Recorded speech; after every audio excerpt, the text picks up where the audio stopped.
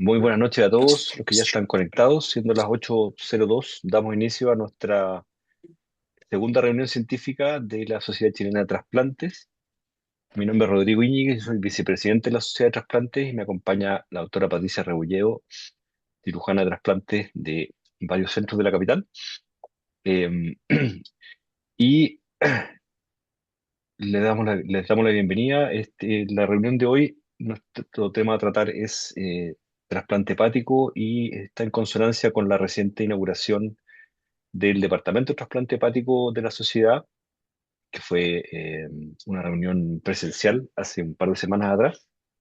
Y tenemos dos temas que queremos tratar en esta reunión. El primero es la evidencia del ahorro y la evidencia económica del uso de energía y de hemostáticos en, en trasplante y en cirugía hepática.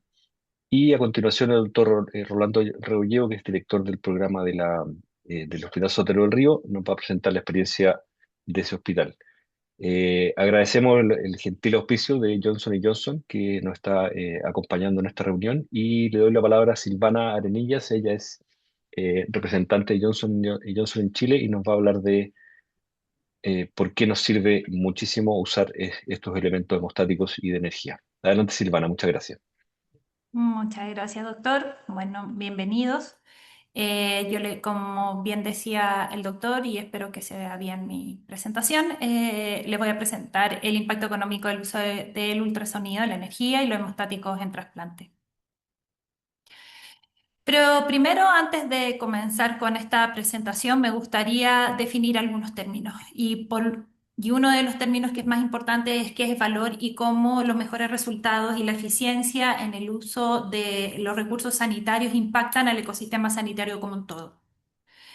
Y el ecosistema sanitario no solamente es el paciente, sino es el paciente, su comunidad, los cuidadores, la familia, los reguladores, que vendría siendo el Ministerio de Salud, hospitales, clínicas, proveedores como Johnson Johnson, pagadores como las ISAPRE, FONASA y ustedes como profesionales de la salud.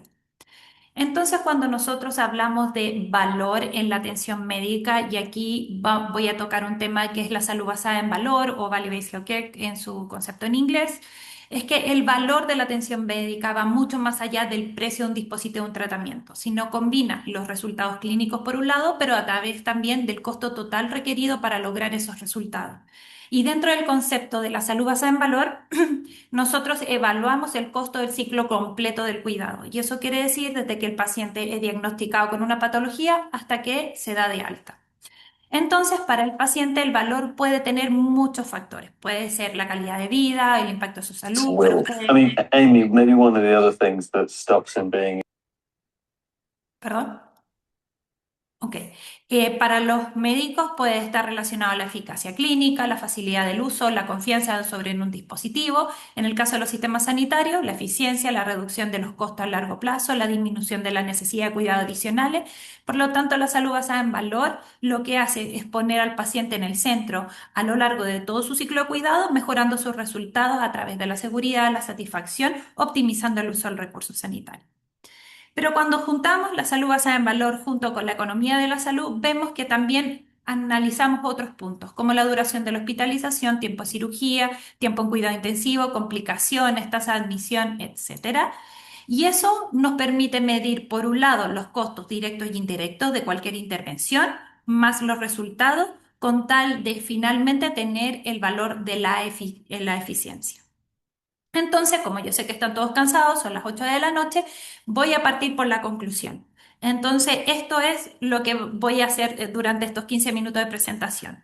Y es analizar el impacto en el ecosistema sanitario de las complicaciones. Y específicamente, en este caso, es del sangrado.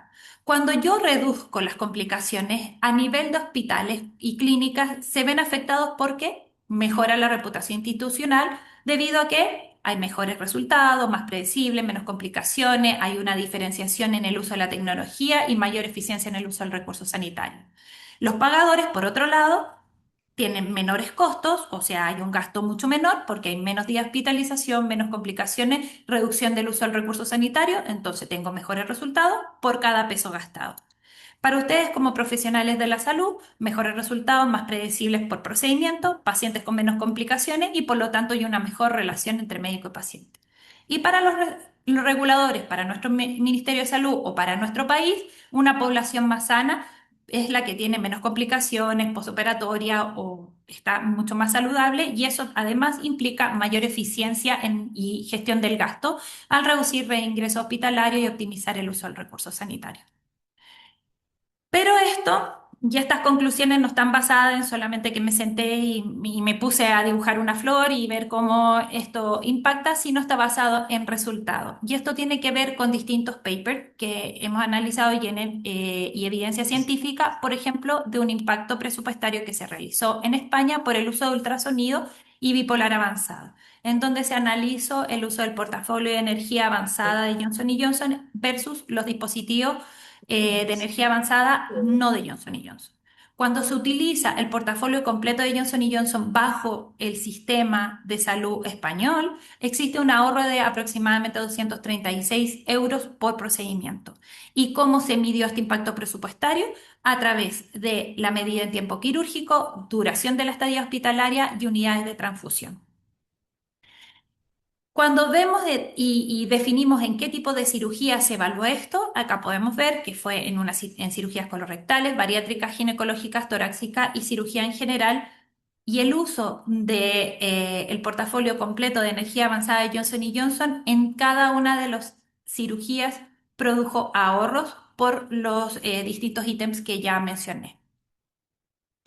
Otro estudio de impacto presupuestal, esto bajo el contexto y la perspectiva del sistema de salud de Estados Unidos, en donde también se evaluó la familia de productos de Johnson Johnson versus su competidor más cercano, donde se evaluó el tiempo del uso del pabellón, duración de la estadía y pérdida de sangre o las transfusiones, también en colorectal, bariátrica, ginecológica, torácica y cirugía en general. Y esto se hizo a través de revisiones sistemáticas de distintos estudios clínicos. Y aquí lo que se demostró es que en el caso basal, en un estudio o suponiendo que hay 10.000 procedimientos anuales, hubo una reducción de 824.760 dólares. Aquí voy a hacer la salvedad, que esto es bajo el contexto del sistema de salud americano, por lo tanto, los montos no quiere decir que si se utiliza en Chile vamos a tener la misma cantidad de ahorro, porque los precios son distintos y los aranceles son distintos, pero aproximadamente son 100 dólares por procedimiento. Y los principales drivers que produjeron estos ahorros son la reducción del tiempo quirúrgico, que es de 35.970 minutos al año, menor estadía hospitalaria, 198 días menos al año, y menos residuos, y esto quiere decir electrodos desechables, porque se utilizó menos recursos. Otro metaanálisis que también se hizo y es un estudio multicéntrico también prospectivo, en donde se analizaron nuevamente varias cirugías, también demostraron que el uso, en este caso en particular, de la tecnología Harmonic 1100 produjo una eficacia de un 99% de hemostasia y en cada uno de estos grupos de cirugía en todos se obtuvo más de un 90% de hemostasia y además significó menos pérdida de sangre, menos transfusión y mayor hemostasia en los vasos de más de 5 a 7 milímetros. Y ahí está la definición de las distintas cirugías. Ahora, si yo me enfoco mucho más en cirugías hepatobiliares, en este ensayo prospectivo aleatorizado y controlado, también pudimos ver que el uso de la tecnología Harmonic produjo menos pérdida de sangre, menos complicaciones quirúrgicas, mayor recuperación de la función hepática y una estadía hospitalaria menor. Entonces, cuando nosotros vamos y analizamos cuáles son las mayores complicaciones en Latinoamérica, y este es un estudio que se realizó en 17 países de Latinoamérica, donde se analizaron los datos desde junio del 2022 a abril del 2023, vemos que las mayores complicaciones tienen relación con infecciones en el sitio quirúrgico superficial y profundo, arritmias, paro cardíaco, daño renal, pero también tenemos el sangrado postoperatorio como dentro de los más frecuentes. Entonces, cuando empezamos a bajar y un poco aterrizar a nivel económico el impacto que tiene el sangrado, en dos estudios donde se analizaron más de 50.000 pacientes en múltiples especialidades quirúrgicas, vemos un alto porcentaje de pacientes que presentaron hemorragia quirúrgica, que significó más tiempo en el pabellón, aumento en costo, más días de hospitalización, mayor riesgo de entrar a una unidad de cuidado intensivo, mayor probabilidad de morir y por lo tanto y también mayores días de hospitalización. Por lo tanto, aquí nos damos cuenta que el impacto del sangrado va más allá de la complicación propia del paciente, sino también requiere un uso del recurso sanitario muchísimo mayor y que se traduce, por supuesto, en mayores costos. Entonces, ¿cuál es el impacto económico del sangrado? Y aquí lo que hice fue hacer un pequeño análisis muy sencillo de la base de datos de FONASA del 2024 de GRD, en donde el supuesto fue que se analizaron los pacientes que tuvieron una hospitalización para los siguientes trasplantes durante el 2024, y ahí está el filtro de trasplantes que utilicé y cómo se evaluó la complicación con este código del CIE-10.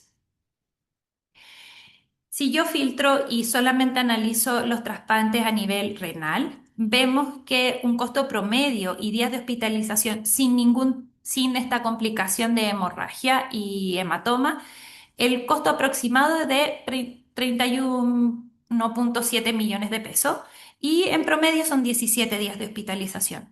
Pero cuando aparece y se documenta esta complicación, el valor inmediatamente sube a 35 millones y casi 36 millones y 21 días de hospitalización. Por lo tanto, el tener este tipo de complicación implica que por paciente voy a tener en promedio un gasto de 5 millones de pesos más y 4 días más de hospitalización.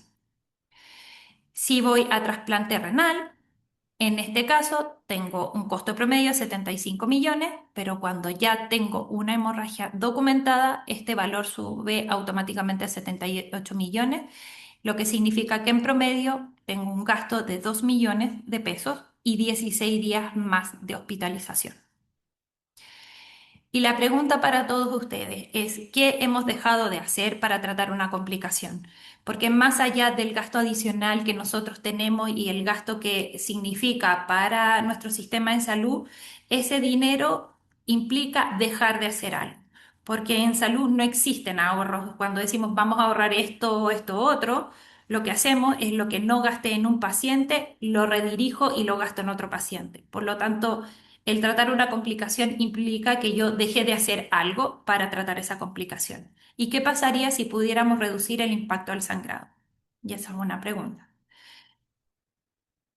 Pero además, muchas veces preguntan, dicen, perfecto, pero tú hablas de la energía por un lado y hablas del uso de hemostáticos por otro lado, entonces, pero ambos tienen el fin de reducir el sangrado y lograr la hemostasis. Bueno, tanto la energía como los hemostáticos tienen roles distintos y actúan en momentos distintos dentro de una cirugía. Por un lado tenemos la energía que previene el sangrado intraoperatorio y por otro lado tenemos los hemostáticos que hacen el control complementario cuando ya ocurre. Por lo tanto, el tener ambas herramientas dentro de una cirugía permite, por un lado, optimizar el outcome, o sea, la reducción del sangrado que yo quiero minimizar desde el origen con el dispositivo de energía y manejar lo residual con el hemostático. Entonces, juntos no son sustitutos, sino son un complemento.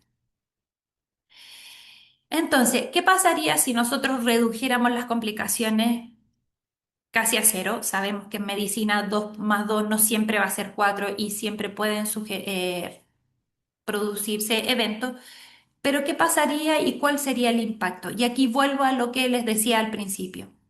Vamos a partir por la conclusión, pero ahora con esta data profundizar un poco más. A nivel de hospitales tengo mayor eficiencia y tal como les dije anteriormente, los recursos que no utilizo para un paciente podrían asignarse a otras condiciones y, por ejemplo, abordar una lista de espera. En el caso de los pagadores, ellos van a ser muy felices en que de menos gastos por evento y mejores resultados por peso gastado. A nivel de profesionales de salud, mejores resultados por procedimiento. Además, no solamente mejora esta relación médico-paciente, el uso de recursos sanitarios, sino también no podemos dejar de considerar el desgaste del profesional de la salud en el momento en que se enfrenta a una complicación. Por lo tanto, también tenemos que considerar que la reducción de las complicaciones también reduce el desgaste. Y además permite también utilizar ese tiempo que no estoy utilizando en tratar una complicación en cuidar a otro paciente. Y a nivel de reguladores, una población más sana no solamente a un país le produce menos gasto a nivel de salud, sino que también no nos tenemos que olvidar el impacto que tuvo el COVID en la economía y en el crecimiento de los países. Por lo tanto, una población más sana no solamente gasta menos en salud, sino que le produce más al país y por lo tanto produce mayor crecimiento. Eso les quería comentar. Preguntas, comentarios. Muchísimas gracias, Silvana. Yo creo que vamos a dejar el beneficio del tiempo, vamos a dejar las preguntas para el final. Les pedimos a los que quieran realizarles preguntas dirigidas a Silvana o posteriormente a Rolando que las manden al chat y ahí las vamos seleccionando. Muchas gracias, Silvana, y gracias a Johnson Johnson por acompañarnos en esta reunión. Ahora le doy la palabra a la doctora Patricia Rebolledo, y es miembro del recientemente creado Departamento de Trasplante Hepático de la Sociedad de Trasplante para que introduzca a nuestro próximo expositor. Gracias, muchas gracias a todos los que están participando hasta ahora y tengo el honor de presentar a nuestro expositor principal, ¿cierto? El doctor Rolando Rebolledo, que es cirujano digestivo, hepatobiliar y de trasplante del Hospital Sotero del Río y que también que tiene amplia investigación en los temas de preservación de órganos, perfusión eh, ex vivo y trasplante hepático. Lo dejamos con la presentación, doctor Rebolledo.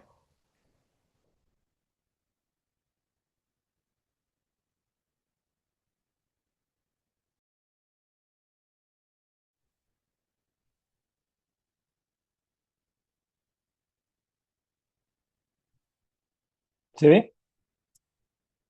Se ve. Sí, Ya.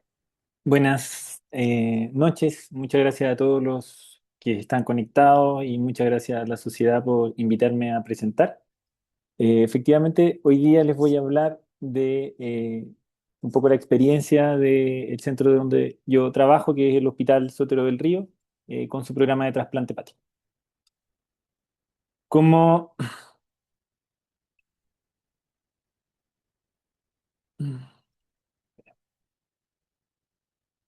Como ustedes sabrán, la falla hepática es agudo crónica, es una de las primeras causas de muerte en Chile y en el mundo.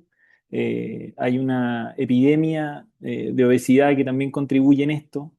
El trasplante es uno de los tratamientos, afortunadamente, y van a entenderlo, o espero que lo entiendan a través de la presentación. Afortunadamente no es el único tratamiento para este tipo de problemas, pero efectivamente es una alternativa importante de tener dentro de los arsenales terapéuticos en el tratamiento de las distintas hepatopatías. Además, en el último tiempo han aparecido distintas alternativas terapéuticas que involucran al trasplante como una herramienta que habría que tener disponible. El problema es que, siendo una muy buena terapia, tiene bastantes limitaciones. Una de sus limitaciones es la lista de espera y la mortalidad en la lista de espera, cercana a un 30 o un 40%. Depende cómo miremos la lista de espera, incluso puede ser más. Hay o había, o creo pensar de que había una disparidad en el acceso, y a lo largo de la presentación van a entender por qué hablo de esto. Eh, Sobre todo una necesidad creciente en el sector público, donde FONASA representa el 85% de la población, y donde el acceso a este tipo de terapia se veía limitado. Asociado al problema que todos ustedes probablemente conocen, que Chile es uno de los países tanto de América Latina como del mundo que tienen una de las más bajas tasas de donación.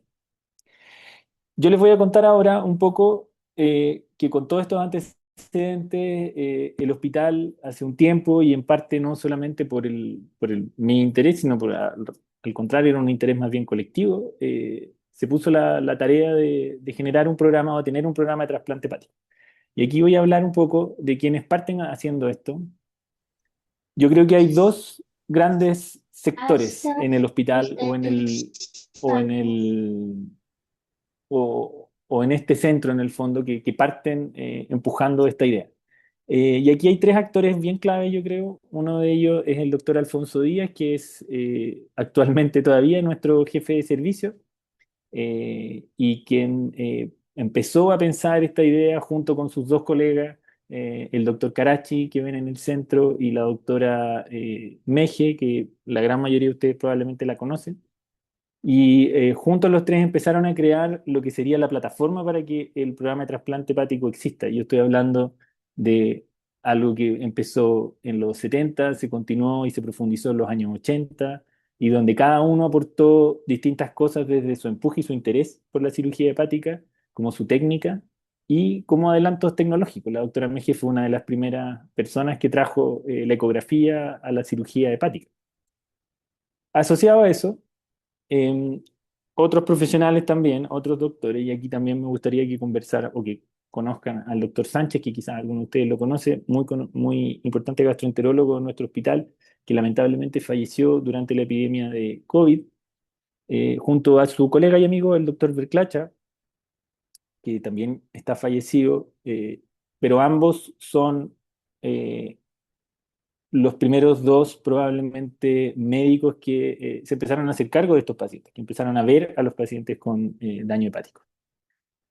Si bien es cierto, durante los años que ellos participaron del hospital, el trasplante existía en Chile obviamente, pero no se desarrollaba principalmente en el hospital, ayudaron a identificar a estos pacientes, a empezar a controlarlos y eventualmente algunos de ellos poder derivarlos para que se trataran con terapia de trasplante.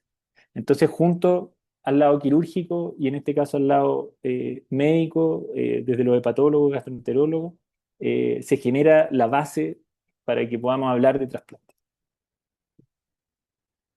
El equipo no es un equipo que sea lineal y yo creo que todos los que participan del mundo del trasplante entienden que estos son como anillos en el fondo que se van formando. Hay un núcleo obviamente en donde está probablemente el equipo de enfermería, el equipo de patología, el equipo de cirujanos que nos dedicamos a esto, pero muy cerca está el equipo de anestesia, está el equipo de intensivo, los equipos de radiología, patología, y finalmente para que el equipo se complete hay que involucrar a otros estamentos de la dirección, abastecimiento del hospital, la Comisión Nacional de Procuramiento y Trasplante Hepático y finalmente el Ministerio, porque para que un programa de trasplante hepático pueda funcionar requiere sí o sí el apoyo de todos estos círculos que van siendo concéntricos. Nuestro equipo se empezó a conformar hacia el año 2018 y lo que ven acá es una reunión. En esa época, cerca del año 2018, se hacían las primeras reuniones de lesiones hepáticas en el hospital, donde se juntaban los hepatólogos, que en ese momento era básicamente la doctora Norero que está ahí, y el equipo de cirujanos, más los radiólogos que los pudimos ir incluyendo de a poco. Y en esa ocasión, en esa reunión, la doctora Norero le estaba intentando explicar al grupo de cirujanos que nos gusta operar, que una cosa es operarlo, pero también había una parte anterior que ver con el paciente, un transcurso operatorio y también una parte posterior. Y ahí está el doctor Viñuela, la doctora Meje y el mismo doctor Díaz que también empezaba a darle forma a este equipo. Para seguir dándole forma, había que incluir otras cosas.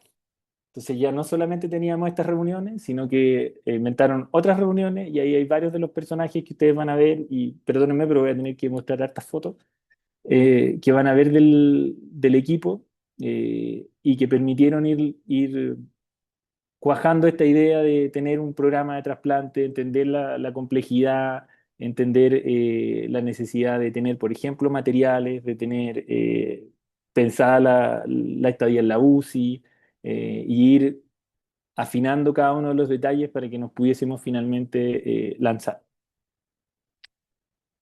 El equipo en ese momento, cuando el programa partió, estaba conformado por Natalia Mendoza, que sigue trabajando en el programa de trasplante hepático, es la enfermera coordinadora del programa, junto con la doctora Norero, que era la hepatóloga del programa.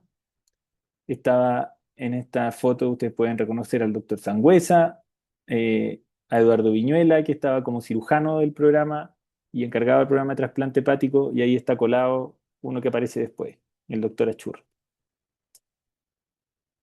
Este avance nos permitió conformar la unidad que existiera dentro del inventario del hospital, por decirlo así. Se establecieron protocolos en qué consistía el trasplante, cómo íbamos a ir a procurar, cómo iba a suceder el pabellón, cómo iba a suceder el postoperatorio. Y se comienza un periodo de capacitación del personal. El primer caso llega efectivamente en un momento bien complejo del país, en plena pandemia del COVID. Nosotros recibimos una señora muy enferma, afortunadamente no de COVID, sino de su falla hepática. La tuvimos en el hospital, nos pareció que era una buena candidata y decidimos enlistarla para trasplante. En ese momento nos tocó ir a procurar a Puerto Montt.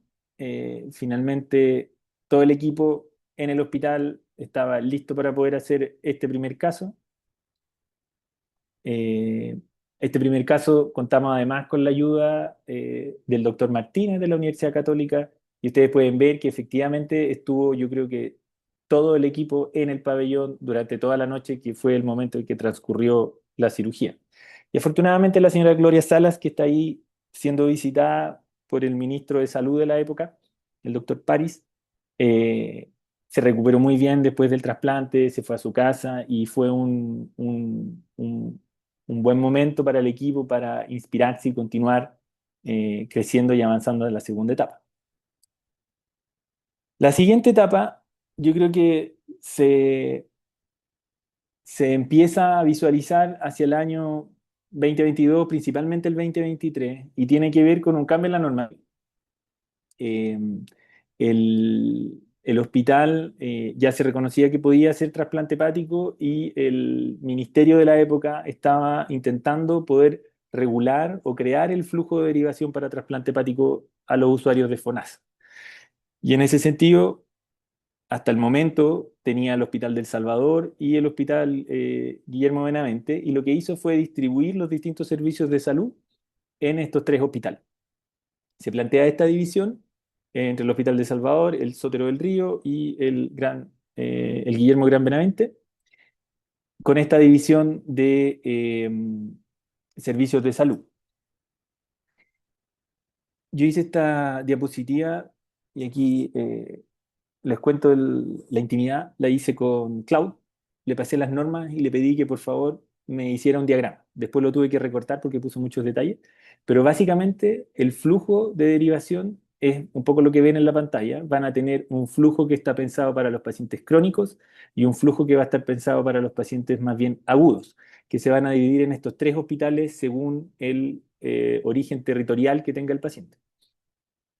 Lo importante aquí, y creo que es lo que me gustaría destacar y también quiero destacar con la siguiente diapositiva, es que algo que no existía hasta el 2023, el ministerio fue capaz de ir dándole forma, que era que efectivamente existiera una red. Eh, Puede tener todos los hoyos y baches que podamos encontrarle, pero por lo menos existe una red. O sea, existe un centro resolutor para los distintos servicios de salud del país, y existe un flujo que a los que no nos gusta la administración, en general estas cosas no nos importan, pero en este sentido sí tiene importancia porque permite identificar, en la medida que usamos este flujo y que tenemos este esquema de derivación, dónde están los problemas. Por un lado está la derivación de los pacientes crónicos. Esa derivación nos permite establecer un vínculo con los centros derivadores, y ojalá que ese track sea grande, porque ese track es el que nos permite mejorar los resultados y es el track que nos permite, ojalá a largo plazo, ir encontrando a los pacientes en su mejor momento para poder recibir la terapia con trasplante. Por otro lado está la vía de la urgencia, y que en este caso caen las fallas hepáticas fulminantes, pero también muchos de los casos de descompensaciones agudas sobre crónicas de los pacientes con daño hepático crónico. Y aquí lo importante es la interacción que se puede generar en el fondo con los centros. Es decir, nos derivan estos pacientes y nosotros podemos decir si ese paciente efectivamente se va a beneficiar de terapia con trasplante, independiente de si finalmente el paciente se va a resolver en la red pública o privada. El sistema logró generar un flujo en el cual, una vez que se le da la pertinencia, puede volver, o sea, puede ser resuelto en la red pública, pero si no, debiese ser derivado a un centro privado que tenga capacidad de trasplante para poder resolver su problema. Pero es importante que se mantenga esa comunicación entre los centros que derivan y los centros que van a resolver, los centros resolutores, como dice el algoritmo. Eso va a permitir que sean efectivamente derivados los pacientes que se van a beneficiar de terapia con trasplante. Y con esto termino el tema un poco de la derivación, pero me parece importante resaltar que del punto de vista poblacional, eh, los distintos servicios de salud entregan distintas complejidades. Por ejemplo, para el Hospital del Salvador, si bien es cierto, tiene en número menos población asignada, tiene una vasta red que cubrir. Está todo el norte de Chile que está destinado al Hospital del Salvador y donde lo que hay como un gran desafío por delante es poder crear esas redes que hagan que los pacientes que son de Antofagasta, de Atacama, de Arica, puedan efectivamente ser evaluados a tiempo y no lleguen solamente cuando están descompensados. En el caso del Sotero del Río, también tenemos una red que, desde el punto de vista en kilómetros, es más pequeña, es una red más concentrada, pero en términos de densidad poblacional es bastante amplia. Es casi toda la región metropolitana, más las regiones de Valparaíso y las distantes regiones de Aysén y Magallanes. Tiene la complejidad del volumen y por lo tanto a nosotros sí nos toca mucho tener que responder en términos de cama, de espacio y de ejecutividad en la resolución de cada uno de los casos para que el hospital sea capaz de dar abasto a la cantidad de la demanda. Y en el caso del Hospital Gran Benavente, si bien es cierto tiene una población similar, también tiene que lidiar con los problemas de la distancia y la falta de red como tiene el Hospital del Salvador. Y ahí hay algo interesante, y con esto termino esta parte, que muchos de las métricas que nos permitirían, por ejemplo, organizar mejor esta red, no las tenemos todavía. Ahí hay un trabajo bien interesante que yo espero que el Departamento de Trasplante de la Sociedad Chilena de Trasplante pueda ayudar a generar eso, pueda ayudar a entregar la métrica que diga, quizás en Chile con 3 centros públicos de trasplante no podemos funcionar. Deberíamos tener 4, deberíamos tener 6, no sé. Ahí hay una relación población, acceso, que es importante mirar con datos. Bueno, el hecho de que se generara esta red a nosotros nos permitió o nos obligó básicamente a generar la logística para poder ir resolviendo cada uno de estos casos. El equipo de enfermería desarrolló un algoritmo de derivación que pudimos ir implementando, una ficha, etcétera. Eso obligó al equipo a crecer y aquí traigo un compendio de algunas fotos. Lamentablemente no tengo fotos de todo el equipo, pero quiero ir mostrándole a algunos de mis colegas y en especial está mis 3 colegas cirujanos, está el doctor Achurra que se incorporó al programa, está el doctor Bukel que volvió de su formación en Inglaterra, está el doctor Cristian Díaz que actualmente es el coordinador del programa de trasplante, también volvió hace poco de su formación en Inglaterra. Al lado, recién en esa foto en la que acaba de correr la maratón, está el doctor Wolf, que se incorporó también como hepatólogo. Al lado está la doctora Norero, que ya participaba del programa, y Edmundo Martínez, que también se incorporó como hepatólogo y conforma el equipo, entre ellos 3, el equipo de hepatología. Abajo tenemos a nuestros 2 radiólogos regalones. Está el doctor Fuentes, Joel Fuentes y el doctor Claudio Montenegro, que ambos son los que nos han ayudado en esta idea de conformación de círculos concéntricos, de tener las respuestas radiológicas cuando las necesitamos, de que nos ayuden a conformar y han tenido un compromiso muy grande, no solo con el programa de trasplantes, sino también con el seguimiento y el estudio de los pacientes con distintas hepatopatías. Y al lado está, obviamente, nuestro muy querido equipo de anestesia. Está el doctor Bastía, la doctora Zamorano, el doctor Stanton, la doctora Grandón y el doctor Sepúlveda. Y este equipo que se fue generando de manera muy bonita es ahora el que participa y es responsable del cuidado de los pacientes en el intraoperatorio.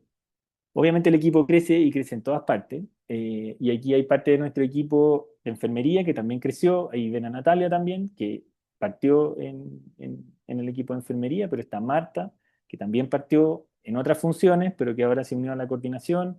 Está Catherine Sepúlveda, que también se acaba de integrar recientemente. Y está Natalia Gutiérrez, que también se integró, ex enfermera de cuidado intensivo y que se integró. Súper importante y la destaco porque es el centro neurálgico de nuestro equipo. Está Sally, que es nuestra administrativa, nuestra secretaria, pero es quien organiza todo lo que sucede en la unidad de trasplante. Y está Sally también, nuestro técnico de enfermería. Y al otro lado está el gran equipo de pabellón que ha ido rotando, ha ido cambiando, pero hay un tremendo equipo humano que es capaz de responder con con la necesidad y con el profesionalismo necesario que ha requerido este programa durante los últimos años para poder ir consolidándose. Eh, Como dice ahí al lado, este equipo no solo creció en lo humano, que es muy importante, y no solo en la capacidad técnica, sino que también fuimos aumentando la casuística, y eso un poquito les voy a contar ahora, y fuimos también desarrollando nuevas técnicas. Dentro de eso, muy brevemente, dos palabras, pudimos desarrollar lo que es perfusión hepática, en este caso perfusión hepática hipotérmica, eh, y ha sido un muy buen avance técnico en el hospital que nos ha permitido mejorar la logística. No los voy a aburrir con los resultados ahora, pero se los cuento para que lo sepan. Fuimos teniendo una apertura interesante de casos y enfrentándonos a casos más complejos y difíciles. Este es un paciente que viene efectivamente derivado de la quinta región y que producto de una lesión de vía biliar en una colecistectomía terminó con una falla hepática aguda secundaria a una hepatectomía post lesión de vía biliar, que afortunadamente pudimos recibirlo en el hospital, trasplantarlo y que ahora está post-trasplante en muy buenas condiciones. Después tuvimos otros casos muy desafiantes en lo técnico, pero también en lo humano. Este es un caso bien complejo de una chica joven de 40 años con enfermedad poliquística, que obviamente la enlistamos por el gran compromiso de su vida diaria que tenía con esto y deterioro de la calidad de vida. Nos obligó a hacer algunas modificaciones a nuestra cirugía habitual. Eh, Pudimos, por ejemplo, o sea, fuimos haciendo distintos ajustes, en este caso, por ejemplo, y esto es para que el doctor Bucle esté muy contento, le hicimos un chant por tocado que se ve ahí, que quedó muy bien y que nos ayudó a resolver el caso de mejor manera. Y les voy a mostrar este video, que nunca se ve bien en la presentación, pero lo voy a poner así para que se vea.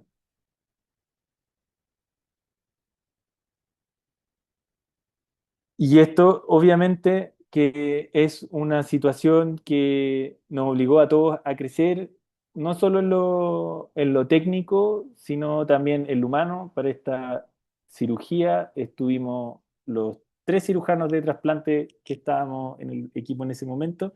Y pongo aquí a mi colega y amigo, el doctor Benítez, mostrando un poco los distintos tipos de pacientes que hemos tenido que trasplantar en este tiempo y cómo esto ha ido mejorando los resultados del equipo. Bueno, el siguiente paso yo creo que se terminó, o se sigue completando en este periodo, que intentamos dejar el voluntarismo que probablemente marca mucho el inicio de todos los programas, pero en particular del nuestro, como algo más bien excepcional y de ir profundizando o de ir profesionalizando cada uno de nuestro quehacer. Para poder hacer eso, obviamente que tuvimos que revisar mucho los resultados o dedicarnos mucho a revisar los resultados, conversar entre nosotros, invitar más gente que opine, abrir en el fondo el equipo y los resultados del equipo para que puedan aportarnos desde distintas partes y mejorar un poco lo que estamos haciendo. Y dentro de esa profesionalización tuvimos que incluir mucho café en todas estas conversaciones y en todas estas iteraciones. También incluimos algo de investigación que va un poco desde de la investigación básica a la clínica y esperamos también translacional, y un poco lo que hemos hecho en perfusión tiene que ver con eso. Dentro de eso, importante la cooperación que estamos haciendo con el laboratorio de perfusión en la Universidad Católica también, y cómo eso espero que impacte positivamente los resultados en un futuro. Hablando de resultados, les voy a mostrar un poco algunos resultados globales del programa. Aquí grafiqué un poco en barras la cantidad de pacientes trasplantados por mes cada año. Y ustedes pueden ver cómo desde el 2022 hacia el 2023 ese número va creciendo harto. Eh, y habla un poco de la apertura del programa a la demanda que el servicio le entregaba. Lamentablemente no pude completar todos los datos de los pacientes enlistados por mes, pero también se ve que efectivamente, claramente hay un aumento de la tendencia en los años desde el 2022 hasta el 2024 en la cantidad de pacientes que el hospital mantiene en lista de espera.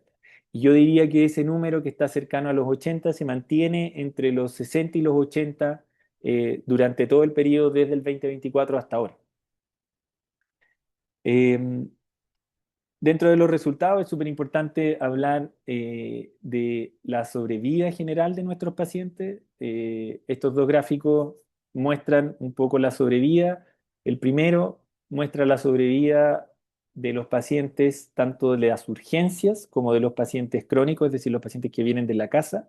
El tiempo abajo está en días, pero están los cortes hechos por año.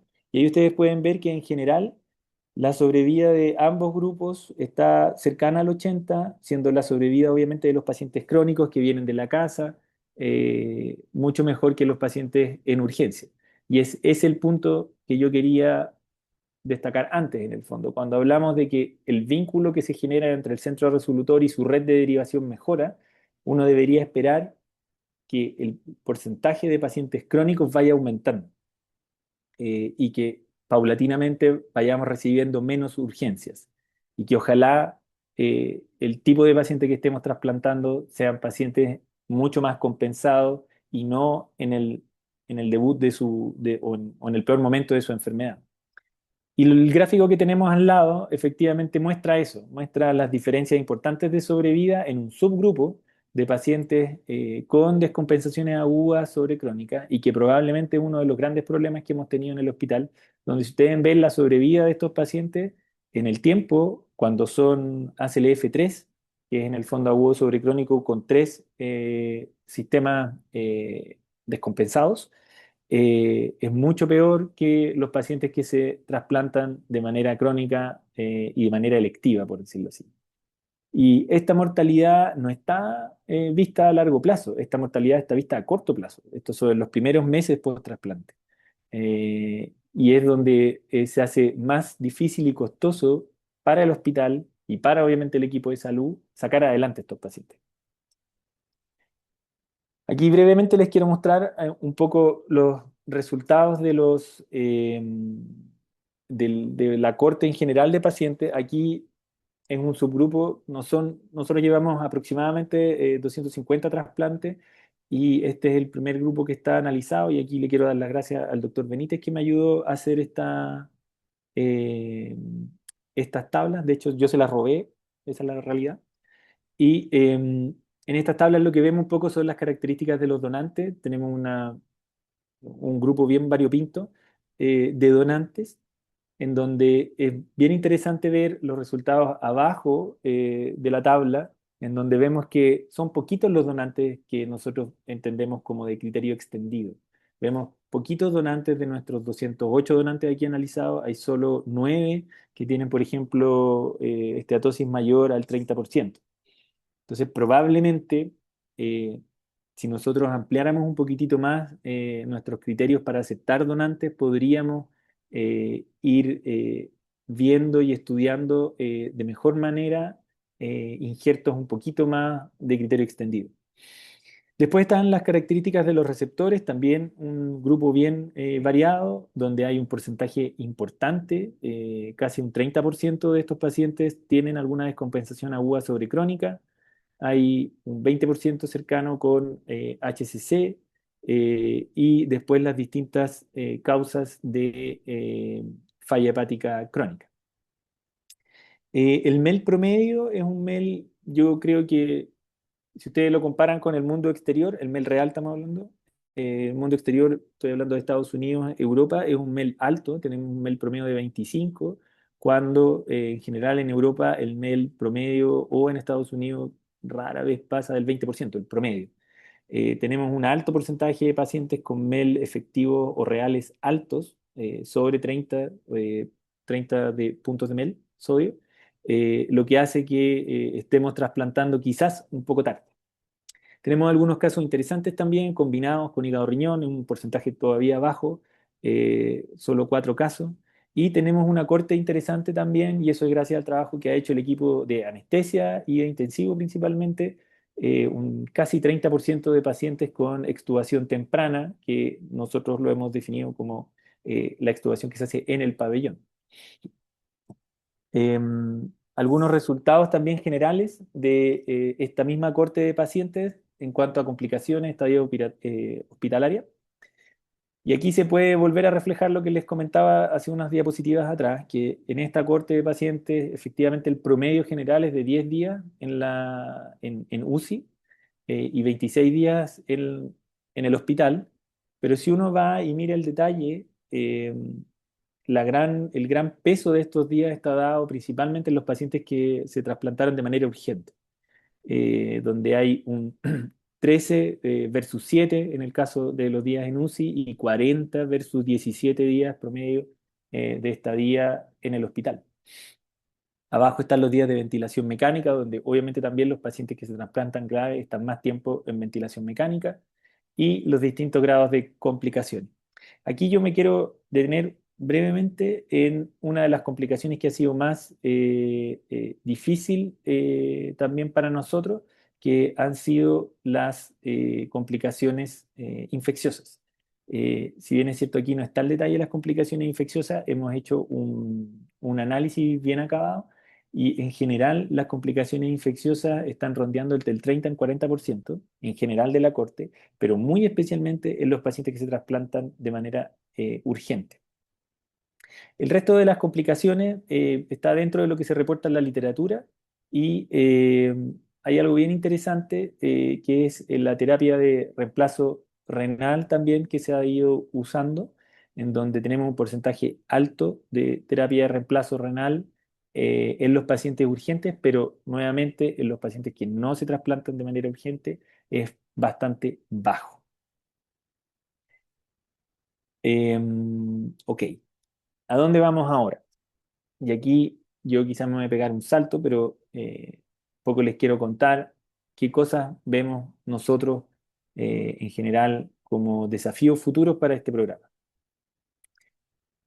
Hemos hablado otras veces de incluir la normotermia y estamos desarrollando un protocolo, o sea, el protocolo está desarrollado, estamos testeando el protocolo de perfusión normotérmica utilizando la misma técnica que utilizamos para perfusión hipotérmica y es poder probar algunos injertos, sobre todo injertos marginales, marginales por esteatosis principalmente o por alguno de los otros criterios de marginalidad que nos den duda de poder implantarlo de entrada, tener la opción de poder pasarlos después del HOPE, de poder recalentarlos y testear su viabilidad en normotermia. Y hemos hecho 2 casos de eso con hígados descartados que han sido reofertados al pool, pero que el pool los ha descartado por el grado de esteatosis y los hemos recalentado en el hospital viendo si cumplían criterios de viabilidad. Y el último caso, que fue un hígado también con 60% de macroesteatosis, pudimos probar su viabilidad. Si bien es cierto, no alcanzó los criterios completos, estuvo bastante cerca siguiendo el protocolo de Groningen que probablemente si hubiésemos estirado el tiempo en máquina hubiese completado criterios completos, pero habla un poco de la opción que estamos pudiendo desarrollar en el hospital para entregar ese tipo de terapia también. ¿Qué otro tipo de donante podríamos utilizar? Obviamente DCD es un donante que debemos explorar. Yo espero que Chile y yo sé que la sociedad de trasplante está abocada a apoyar esa terapia o esa alternativa de donación. El donante vivo es algo que estamos pensando también desarrollar y de hecho la participación del doctor Achurra en el programa ayuda a que eso se pueda desarrollar. ¿Qué otras cosas deberíamos avanzar en trasplante oncológico? Obviamente, extender las indicaciones de HCC. La norma está cambiando. Probablemente de aquí a fin de año ya tengamos la nueva norma donde vamos a salir de los criterios de Milán y vamos a acercarnos a lo de MetroTicket, que espero que beneficie a nuestros pacientes. Pensar en colangiocarcinoma, pensar en las metástasis de cáncer colorectal. A modo de conclusión, la apertura de este programa de trasplante hepático, espero, y aquí cierro con lo que les hablaba al principio, que haya significado o que signifique efectivamente una mejora en el acceso a los distintos pacientes del área, tanto del hospital como de la red de trasplante, para tener acceso a la terapia con trasplante. Evidentemente visibiliza otros problemas del sistema de salud. Levantamos una piedra y salen 25 problemas.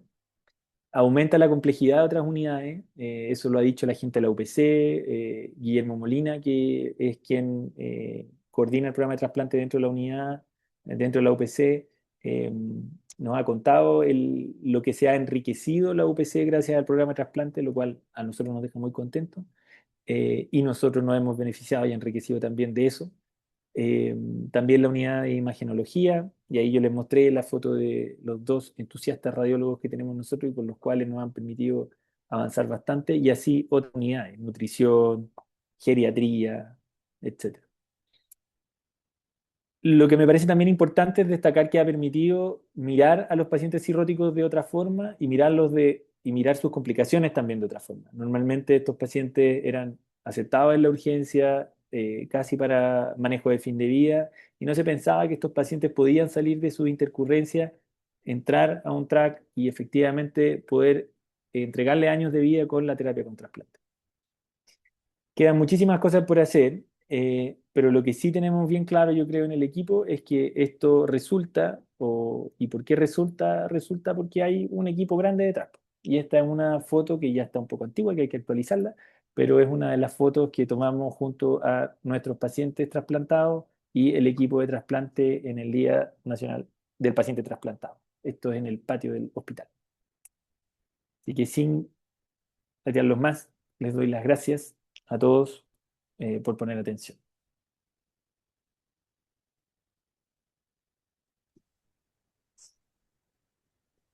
Muchas gracias por la presentación. Si pueden empezar a mandar preguntitas por el chat, que veo que el doctor Martínez tenía levantada la mano. A ver si lo podemos. Yo no le puedo activar el audio, pero si la puede escribir por el chat, doc. Y también si quieren prender las cámaras para vernos las caras.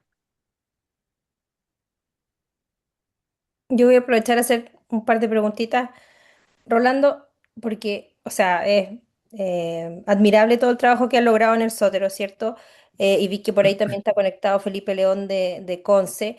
¿Cómo crees tú que podemos ir avanzando como en forma un poco más pareja entre los cuatro programas, porque son cuatro programas públicos, incluyendo el pediátrico? No olviden a los Entre niños. exacto, entre los cuatro programas del sistema público, como para ir avanzando y ir logrando lo que ustedes han logrado en el Sótero, que igual se ha logrado en poco tiempo. Pucha, yo creo que en gran medida esto depende, y fue lo que intenté transmitir con con la presentación, depende harto de las personas, de lograr entusiasmar a la gente. Nosotros como equipo obviamente no todo ha sido miel sobre hojuelas. Hemos tenido nuestros conflictos, pero lo interesante yo creo es que hay una motivación genuina del equipo en general de poder de tratar a estos pacientes.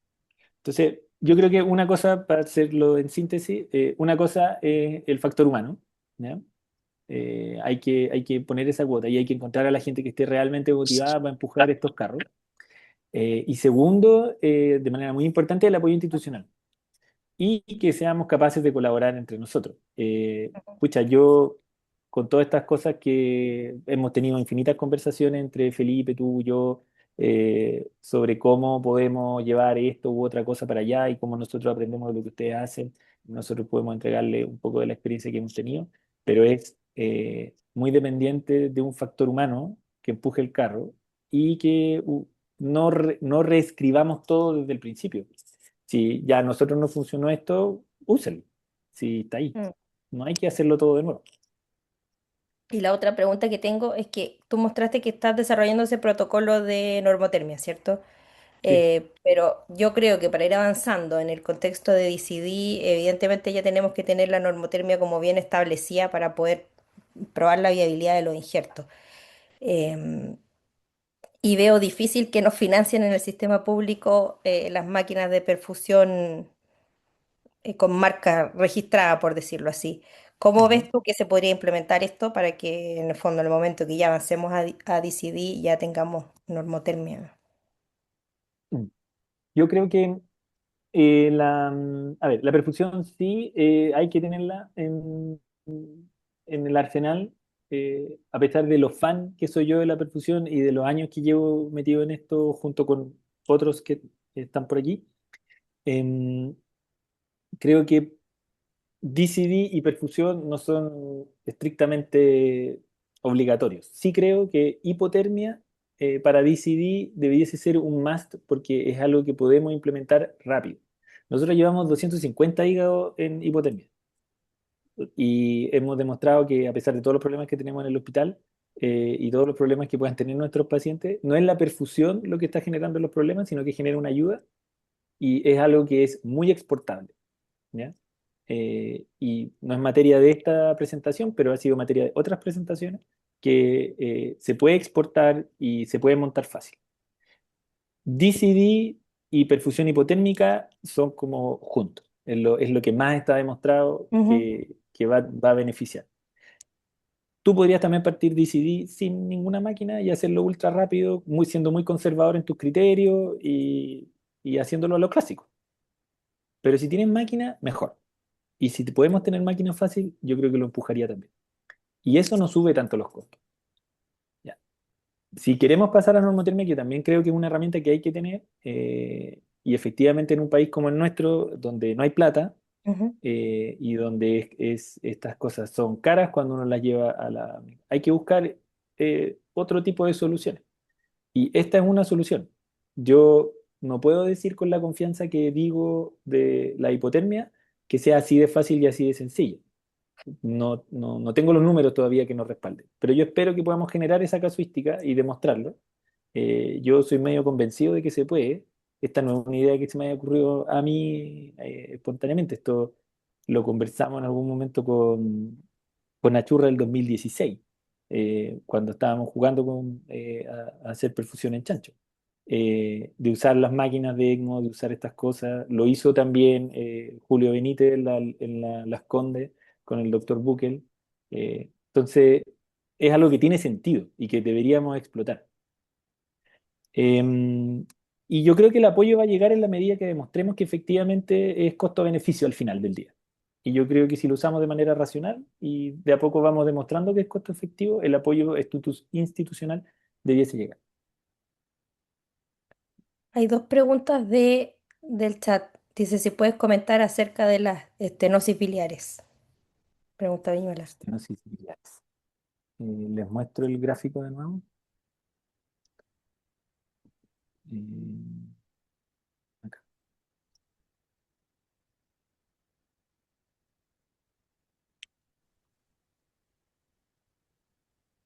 Las estenosis biliares, efectivamente tenemos un porcentaje que es no menor.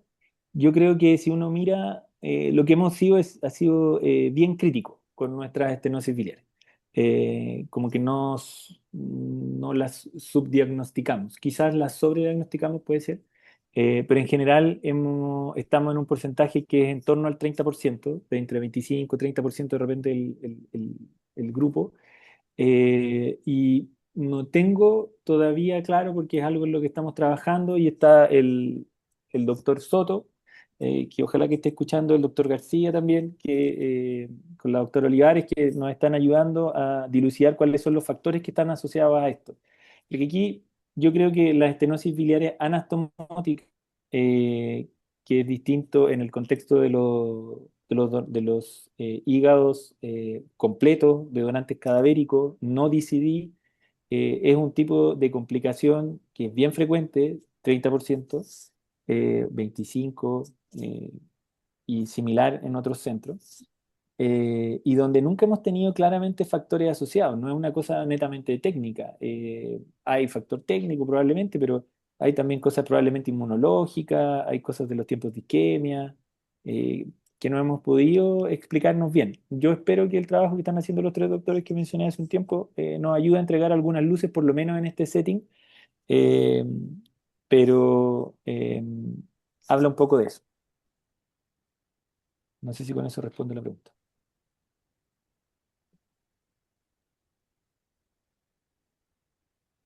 Hay otra pregunta de por qué las regiones derivan al Sotero y no a Conce, pero eso no es un tema, es un tema de la coordinación más que un tema de que decida uno en cada hospital, la verdad. Sí. El doctor Martínez bajó la mano, se habrá arrepentido de mi comentario. Doctor ¿Eh? Martínez. No, es que lo que pasa es que no sé cómo, no sé, perdón, no sé Ahí cómo sí, activar mi cámara. pero está con audio, Se le oye perfecto. Bueno, había mandado un par de preguntas. Primero, un comentario general de felicitar al Grupo El Sotero del Río y también un poco para dar al César lo que es del César. Yo hace muchos años trabajé en ese hospital, ¿no? Y el que tiraba el carro era el doctor Díaz. Y cuando él me preguntó, yo en ese tiempo venía llegando y estaba empezando con los trasplantes de la Universidad Católica desde el Sotero del Río, y para lo cual hubo gente del Sotero que nos ayudó mucho a la Universidad Católica. ¿Quién necesitaba el Sotero para poder hacer trasplante? Eso fue una pregunta así de pasillo con el doctor Díaz y conversamos varias cosas. Uno que le comenté que los cirujanos tenían que poder vivir bien. En ese tiempo había alguna controversia si desarrollar la cirugía laparoscópica. El jefe en ese tiempo no era muy partidario de la cirugía laparoscópica y cuando se dio cuenta que en el fondo si no la desarrollaba, sus cirujanos no iban a poder vivir acorde al sacrificio de trabajar en el sistema público haciendo medicina compleja, y después fue el principal promotor del desarrollo de la cirugía mínimamente invasiva en cirugía digestiva partiendo para la prostatectomía. Solo quiero recordar que el primer programa ambulatorio de cólera laparoscópica fue en el Sotero del Río. Y la otra cosa que hablamos es que había que desarrollar toda la cirugía vascular y la radiología vascular, los intensivos y la cirugía cardíaca. Un poco porque probablemente deben haber algunos otros centros que ahora están pensando en abrir este tipo de programa. Y esos son algunos requisitos, me pareció a mí en ese momento, que podía tener los centros, la mayoría de los centros que realizan Concepción, El Salvador, tienen este contexto, o sea, tienen un contexto de medicina compleja previo al desarrollo del trasplante hepático. Entre los precursores del Sotero del Río por el lado médico está la doctora Rosa María Pérez, que era una doctora de Barcelona, que hizo unos protocolos para tratar cirróticos, fueron los primeros protocolos que se hicieron en el Sotero, y trabajaron junto con el doctor Verclacha y el doctor Sánchez en ese tiempo. Es un poco para la cosa histórica. Y un poco ahora, lo que viene ahora, yo la pregunta que hice es que en el contexto de una mortalidad en lista de espera de 30-40% y de un acceso que todavía es lento, hay redes, pero es muy lento, en el sentido del hospital periférico al hospital general, todavía de la región, y después al centro resolutor, y eventualmente ahí ver qué es lo que se hace con él. Esos pacientes, muchos se pierden y no están en la mortalidad de lista de espera antes de llegar al centro resolutor y que puedan ser enlistados. Eso Y en ese sentido, yo quizá re- represento centros no públicos en esta disposición a que debiéramos trabajar todos aumentando el acceso. Es cierto que la limitante es el número de donantes, y mientras tengamos esa limitante, hay que desarrollar DCD y probablemente hay que desarrollar donante vivo. Y lo último que quería, en relación con los hígados estetóxicos, eh, nosotros todavía biopsiamos al ojo del cirujano. Y hace un tiempo atrás se hizo un trabajo en la Universidad Católica en que, independiente de lo que le parecía al cirujano, se biopsiaron todos los hígados y se guardaron. Y posteriormente se vio qué pasaba. Y con sorpresa vimos que algunos hígados, más allá del 30%, funcionaron. Navegaron, pero funcionaron. De manera que esas cosas que se hicieron antes pueden ser antecedentes para el desarrollo, para poder utilizar más injertos en un país que tiene poca donación. Mis felicitaciones para Rolando y su equipo. En realidad lo han hecho en un crecimiento muy importante. Y lo otro que quiero felicitar es que se presenten resultados, porque no siempre presentamos los resultados de lo que estamos haciendo. Gracias. Yo quería hacer un comentario a lo que dijo el doctor Martínez. Bueno, primero, gracias, doctor Martínez, por su comentario. Que me van a retar, pero cuando hablé de los hepatólogos, evidentemente olvidé a la doctora Rosa Pérez. Así que ahí, qué bueno que el doctor Martínez la reconoció, porque es ha sido, bueno, ahora se retiró, está en Barcelona, pero fue un tremendo aporte a la hepatología nacional, y en especial a la Sociedad Chilena de Trasplante, en la que ayudó a redactar la primera norma y es la que ayudó a hacer que el hospital efectivamente empezara a tratar también a los cirróticos, junto con el doctor Berclacha y el doctor Sánchez que mencioné anteriormente. Así que gracias por mencionarla, doctor Martín.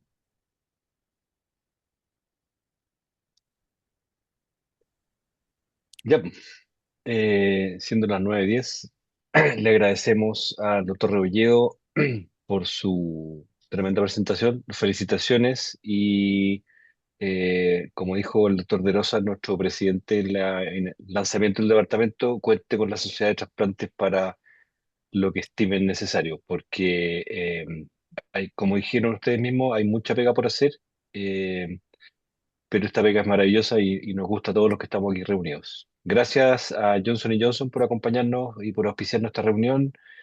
Silvana, muchas gracias por la presentación y, nos veremos en la próxima reunión de la Sociedad de Trasplante. Gracias a todos y muchas gracias por conectarse a esta hora de la noche. Que esté muy bien. Buenas A todos noches. nos vemos. Hasta Chao, luego. muchas Muchas gracias. gracias. Felicitaciones. Gracias. Gracias.